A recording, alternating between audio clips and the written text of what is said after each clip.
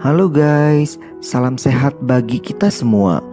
Video kali ini akan membahas mengenai arti penting dari sebuah pengertian.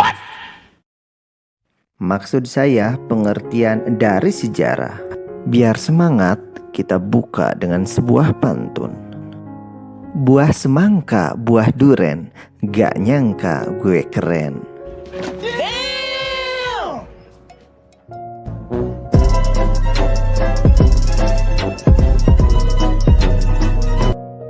Apa itu sejarah? Kata sejarah secara harfiah berasal dari bahasa Arab, yaitu sejarotun, yang berarti pohon yang tumbuh seiring dengan perkembangan zaman.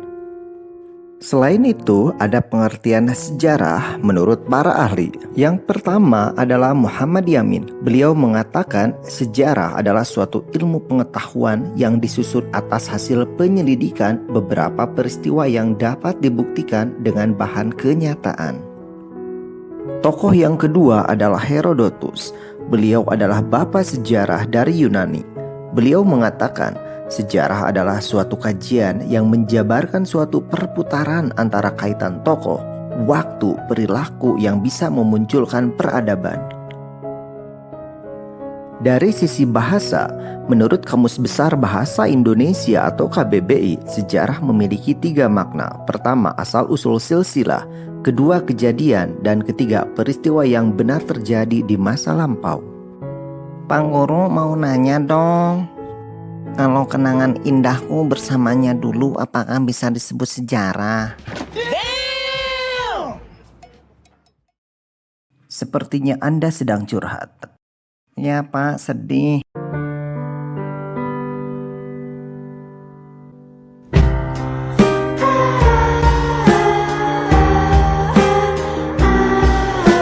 Tidak semua masa lalu bisa dikatakan sebagai suatu sejarah.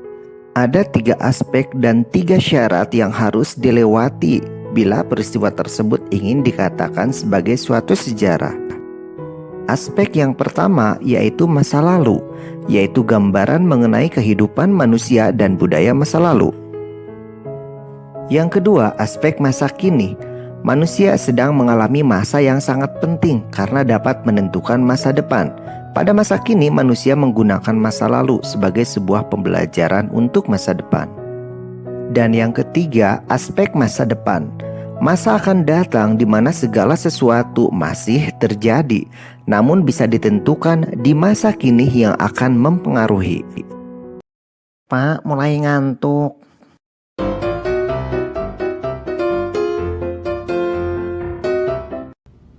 No, God, please, no! Maaf, mohon untuk serius. Sekarang adalah 3 syarat sebuah peristiwa bisa dikatakan sebagai suatu sejarah. Yang pertama, sejarah bersifat unik. Artinya sejarah hanya terjadi 1 kali atau tidak pernah berulang. Yang kedua, sejarah bersifat abadi atau selalu dikenang sepanjang masa. Dan yang ketiga, sejarah bersifat penting atau peristiwa tersebut memiliki kedudukan penting dalam masyarakat yang luas. Guru, kalau ruang lingkup sejarah itu apa sih? Meskipun aku ngantuk banget, tapi aku semangat belajar sejarah. Oh my God! Wow! Secara praktis, kata sejarah sering dipahami dalam 4 pengertian ruang lingkup. Yang pertama, sejarah sebagai peristiwa. Sejarah merupakan sebuah fakta yang hadir dari masa lalu, merupakan sebuah kejadian nyata dan benar-benar terjadi pada masanya. Yang kedua, sejarah sebagai kisah.